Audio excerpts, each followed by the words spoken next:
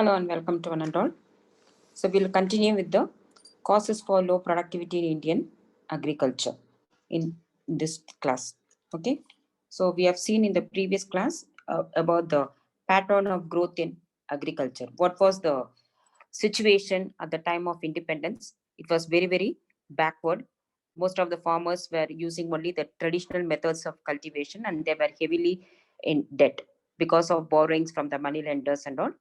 They were heavily in debt and the productivity per worker, per land, everything was very, very low. And India was not self-sufficient in food grains. So that was the situation at the time of independence. And afterwards, around mid 1960s, that is 1965-66, the government introduced the new agricultural strategy, that is the popularly known as the Green Revolution. So because of the introduction of the Green Revolution, which is nothing but the modern methods of cultivation, along with hybrid varieties of seeds, fertilizers, pesticides, and mechanization. So because of this Green Revolution, some of the crops, especially the productivity and production of wheat and paddy, increased tremendously. Okay. So when you only those two crops mainly benefited out of the Green Revolution, and when you compare the productivity levels of India along with some of the other countries, then India's productivity is very, very low. So let us now check out what are all the main reasons or causes for the low productivity of agriculture in India. So it is categorized into different uh, general causes, institutional causes, technical causes, and environmental causes. So all these factors are responsible for low productivity in our Indian agriculture. Okay, so let us check out one by one what are all those various causes. So the first is the general causes. So the general causes that are leading to resulting in low productivity in Indian agriculture is because of the social environment that is prevailing in the rural areas. So we have already seen that the social environment or the one of the obstacles of economic development in our country is the institutional factors or the social factors or the uh, attitudes, the backward attitudes of the people. So that is the kind of environment that is prevailing in the rural areas, which is acting as one of the obstacles for agricultural development in the country. So what is that social environment? We know that most of the farmers, they are illiterate. They have that superstitious beliefs. Literate, superstitious, conservative. So because of this, what is the problem? They are not cooperating. They are non-responsive to new agricultural techniques. Because of that ignorance, they are not they are not willing to change their method of production, method of cultivation. So they are not cooperating and they are not responding to the new agricultural techniques. So this is acting as one of the main obstacle for the introduction of modern methods of cultivation in the agricultural sector, and because of that reason the productivity continues to be low. Okay, then the second reason is population pressure on land.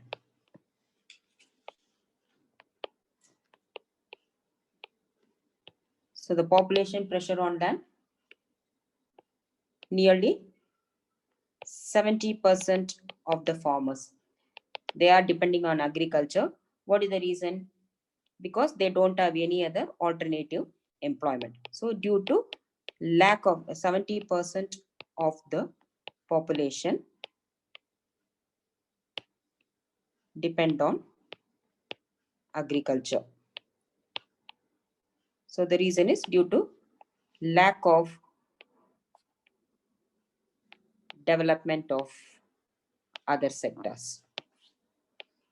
So because of that reason, they are not able to be employed in the other sectors. They don't have alternative employment opportunities. See, in 2011 data, out of the 349 million is the rural population. Out of the 349 million, 263 million, they were working in agriculture. So now you can understand the dependency or the pressure of population on the rural areas. So this, because of this reason, what is happening, the size of landholding becomes small, that is one thing, and that leads to something called as the subdivision and fragmentation of landholdings. So which is, this is leading to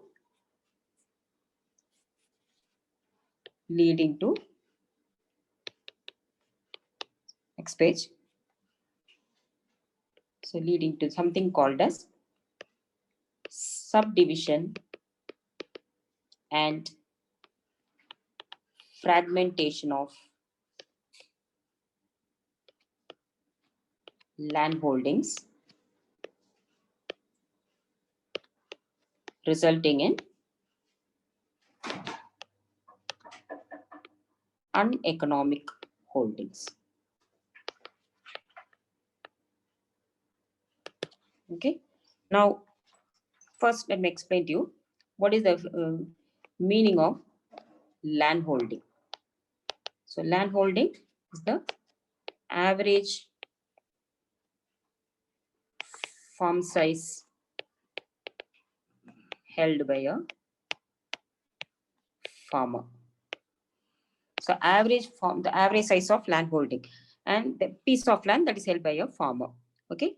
And if it has to be economic holding, if that piece of land is called as an economic holding when that piece of land, that holding gives a reasonable amount of returns to the farmer and his family, so that he will be able to maintain more than the subsistence level of living. Okay, or at least the subsistence level of living. Definitely it should be more than the subsistence level of living. So if the farmer is able to get that much amount of returns from his holding, so he is able to maintain reasonable standard of living for himself as well as for his family, then that holding is called as an economic holding. So then if it is called as an uneconomic holding when that holding is not giving him the sufficient amount of returns for himself to maintain the reasonable standard of living for himself as well as for his family. So that kind of holding is the uneconomic holding. So this uneconomic holding is happening because of something called the subdivision and fragmentation of land holdings. That subdivision and fragmentation of land holding is happening because of the reason too many people are depending upon land. Okay, that is the heavy population pressure on land. See, for example, let us assume this is the average size of land holding. So we have seen it is less than 2 hectares or something. Okay. So in fact, in India, the average size of land holding is only somewhere around 1.15 hectares. Okay, let's come to that later. So this is, let us assume this piece of land is 2 hectares. Okay. So now if the farmer is having 4 children, so what this piece of land will be divided 1, 2, 3, 4. So the same 2 hectares land is being subdivided into 4 parts because it has to be distributed to 4 children, assuming the farmer is having 4 children. Okay.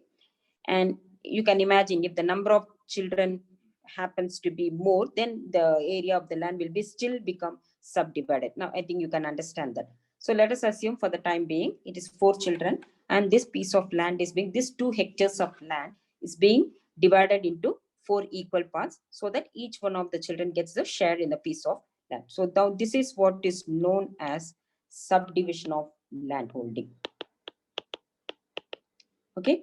Now the problem doesn't end here. Unfortunately, this 2 hectares of land is not found in one place in a compact block. So this same 2 hectares of land is found or scattered all over the village. So now what is happening? So one piece of land is in the northern side of the village, another piece is in the southern side of the village, another western side, another one is the eastern side. So now what is happening? The same 2 hectares of land is divided, is being spread or scattered all over the village. Now each of these children, they want to share in each and every one of these pieces. That means what? The same, this piece is divided into 4 parts, this is divided into 4 parts. So each and every one of these piece of land which is scattered all over the village is being subdivided into 4 parts, because each and every one of these children, they want to share in each and every area, part of the share of the land in each and every area. So now the same small piece of land is again being subdivided into smaller and become smaller and smaller pieces. Now this is what is known as fragmentation of land holdings. Okay, so this is subdivision and this one is the fragmentation of land holding. So now you can see how small the land becomes because of this problem of subdivision and fragmentation. So finally, what is happening? The land holding is becoming too uneconomical, and because of that, with this small piece of land, is it possible to use modern methods of cultivation? Is it even possible to have a tractor to make even one move in that small piece of land? The tractor won't even fit in that small piece of land. So I mean, without any modern methods of cultivation, without any mechanization, what will be the yielding? And the area of land is also very, very small. So that's becoming an uneconomic holding, and finally the farmer is not able to get any amount of return from out of this farm.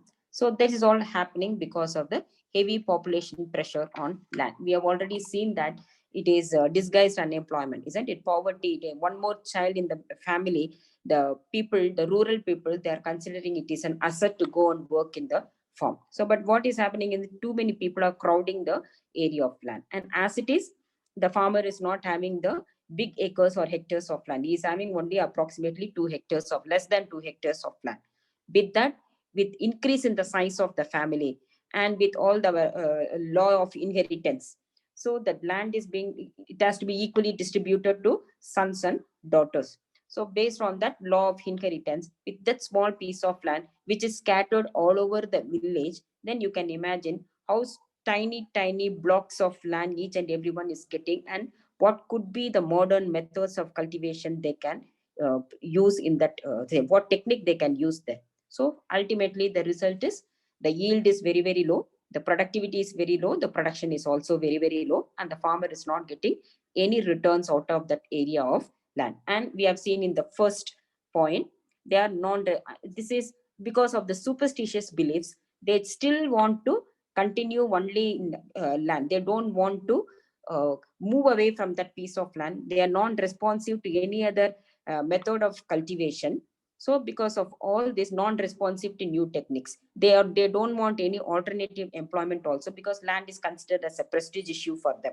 So they don't want to move away from that. So these are all the conservative and the superstitious backward attitudes of the farmers. So they still want to depend on this tiny pieces of land which is not yielding any income to the farmer as well as his family. So that is the second reason for low productivity in agriculture.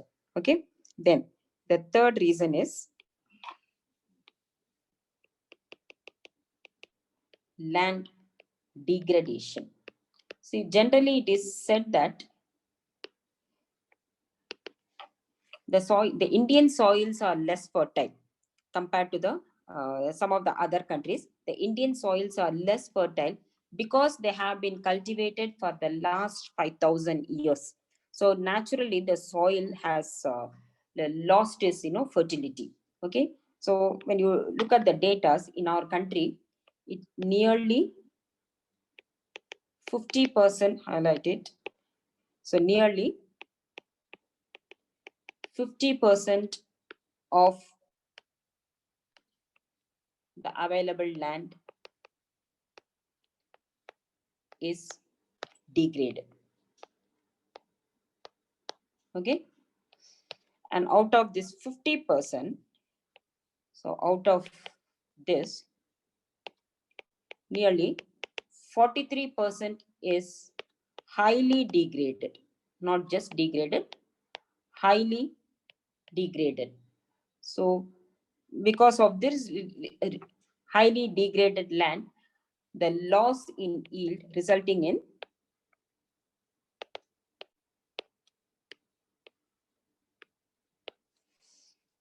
yield loss to the extent of as high as 33% to 67%. Or in other words, if this land is reasonably fertile, the yield would have been more. I mean, we would have got a more yield out near extent ranging from 33% to 67% more yield would have been got from that piece of land had that land been more fertile. So alternatively, we are losing 33% to 67% of yield because 43% of the land is highly degraded. And out of this, the remaining 5% is of land is totally degraded, or what is a totally unusable.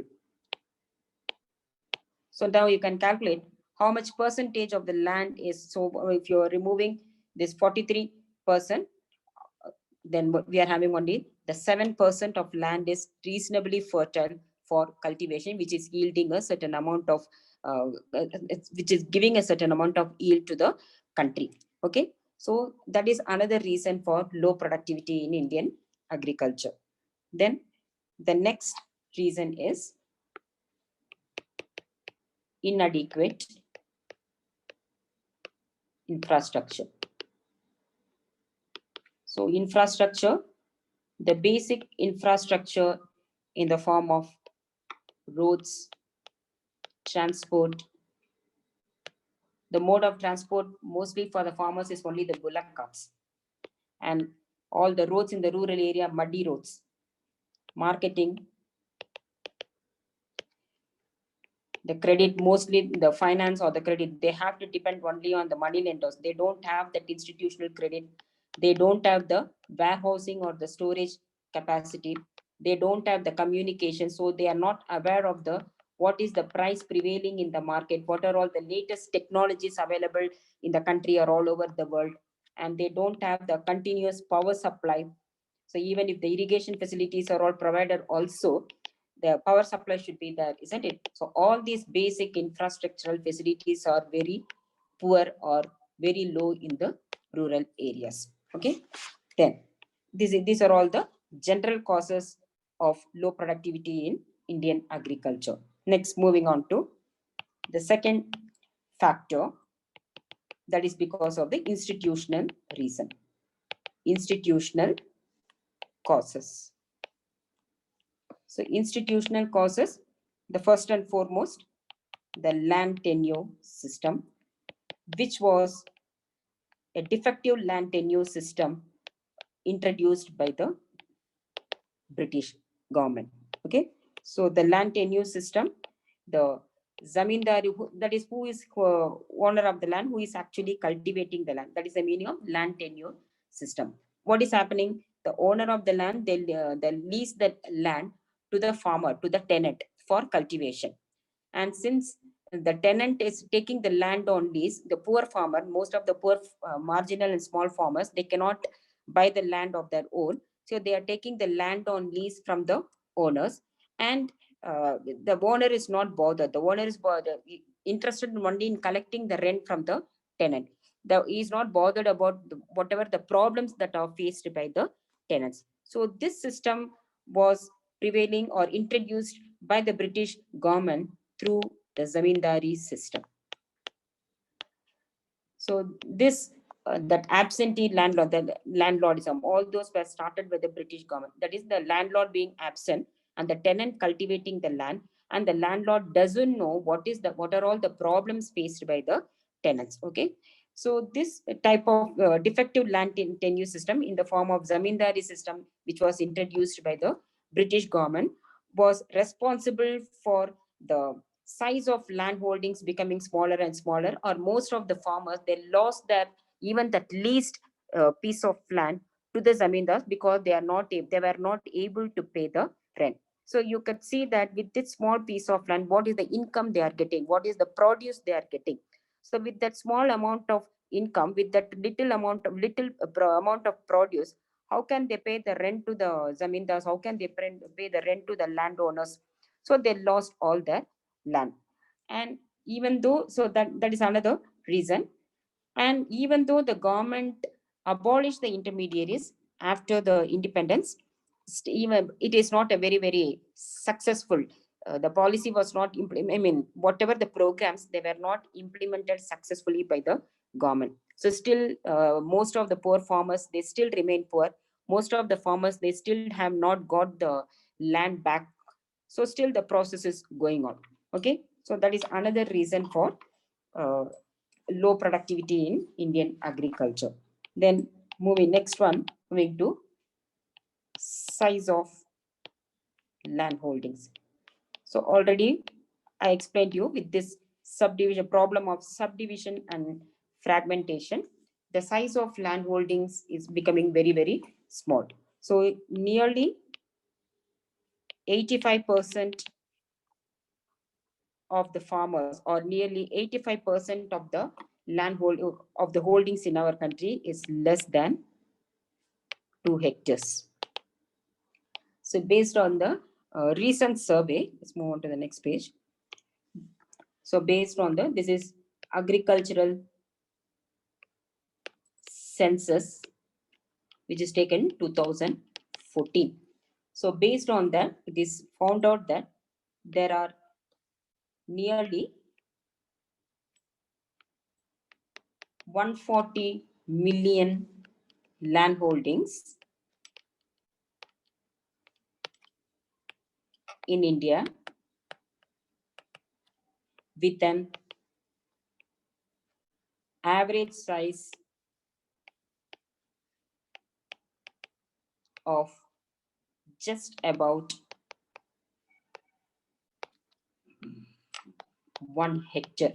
In fact, to be precise, it is somewhere around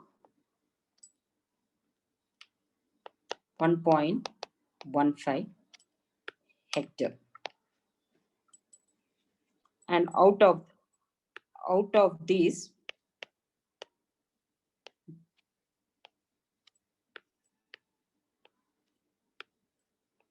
nearly 2/3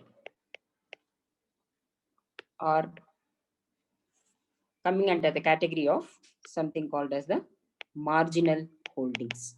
Marginal farmers, marginal holdings with the average size of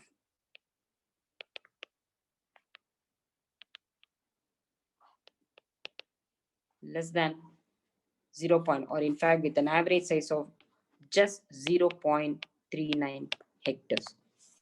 So this is the uh, condition of Indian landholding. So if you want to know if you want to compare the average size of landholding with some of the other countries, let's find out where India stands. So for example, in USA, the average size of landholding for an American is 178.4 hectares. Okay, UK, lot of difference, 72.8 hectares. France, it is 45 hectare. And India, just now we have seen, it is 1.15 hectare. And we can club ourselves with Ethiopia, which is having just 1 hectare. These are all the average size of land holdings. And Vietnam, 0.7 hectares. So we are clubbed in this category. Even though USA is not an agricultural country, it's an industrialized country, but still the average size of land holding for an American is 178.4 hectares. For a British is 72 hectares. But whereas India being an agricultural country, it is only, the average size is only 1.15 hectares. Now you can understand that with this size of land holdings, what can we do? We cannot have, basically can't have any modern methods of cultivations. So if you are not having any modern methods of cultivation, obviously the productivity and production is going to be very, very low. Okay, so this is another reason for low product. This is the main reason for low productivity in Indian agriculture. Okay, then the next institutional cause is lack of entrepreneurship. See, entrepreneurship, see, in the other area, like in the secondary sector or in the tertiary sector, we have that enterprise system, we have that corporate culture. So because of this, the corporate culture and that enterprise system, the competition is there. So because of that competition, each and every firm, they are trying to work hard to increase their profit. But that kind of entrepreneurship or enterprise system is not found in the agricultural sector. But whereas in the developed countries, it is more commercial. In the developed countries, even agriculture is considered as a corporate sector. So the developed nations have that enterprise system, which we are finding in the industries and the tertiary sector. That kind of system is found even in the agricultural sector. So, but in India, we don't have that enterprise system. As I said, because of that lack of that entrepreneurship, there is no competition. And uh, because of lack of competition, I mean, one day the competition will motivate you to work better. So without that competition, there is nothing, there is no inducement to work in better for to the farmers. So even though it is found in other this thing, other areas, other sectors in our country, in Indian agriculture, there is no enterprise system. So in Indian agriculture, it is not found, even though it is present in other sectors. Okay, then see, if there is a competition, only the best will survive. But without that, there is no encouragement here. Everybody is poor here. Okay, only that kind of competition we are finding in the Indian agriculture. Then the next is the deficiency in investment. So that's why the infrastructural facilities are very, very low. So there is also lack of investment on the part of the government.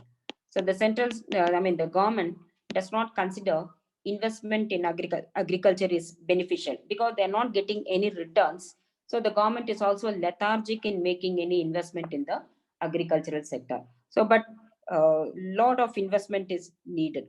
Lack of investment in agricultural sector. But lots of investment is needed. Just now we have seen what were all the infrastructural shortfalls the agricultural sector is right from the in the marketing, power, transport, communication, everything. Lots of investment is required in all the areas of infrastructure.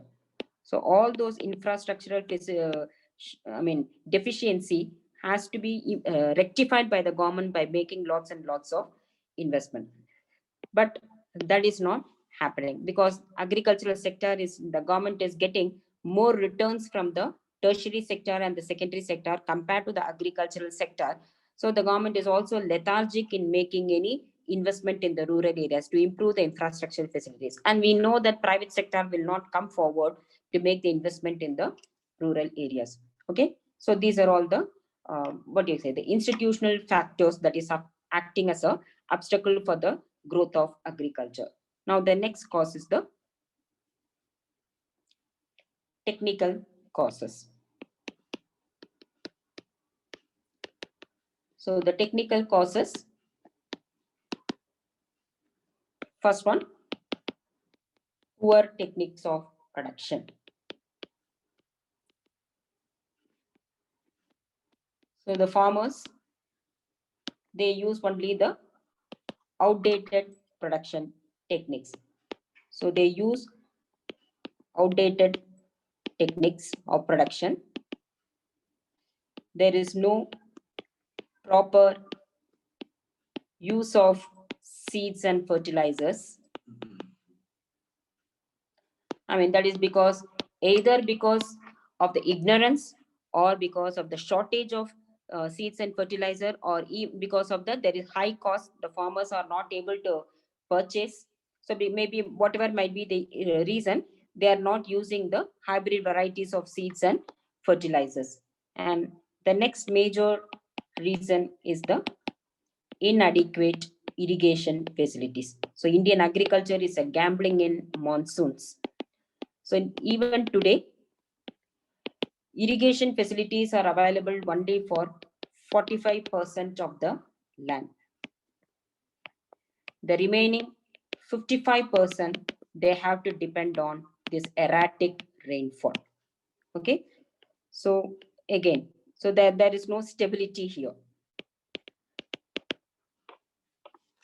So that's why I said Indian agriculture is a gambling in monsoon. And finally, the last factor that is affecting the productivity is the environmental consideration, environmental degradation or causes. So we have the soil erosion, groundwater depletion. All these are caused by the environmental factors.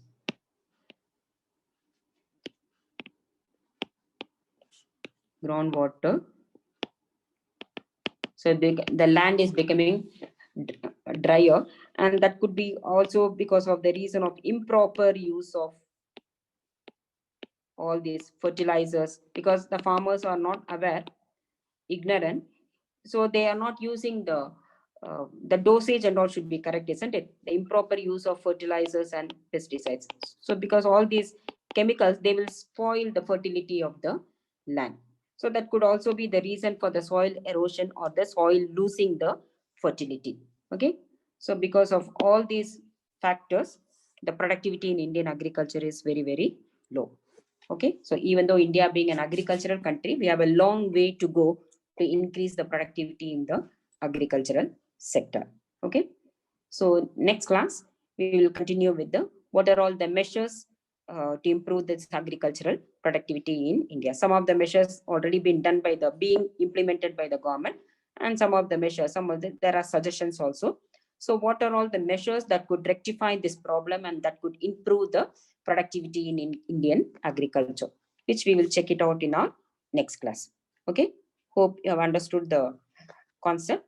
So if you find this video useful, please like, share, and subscribe. If you have any doubts, please don't fail to mention in the comment box. Okay. So until my next class, next video, take care. Bye-bye.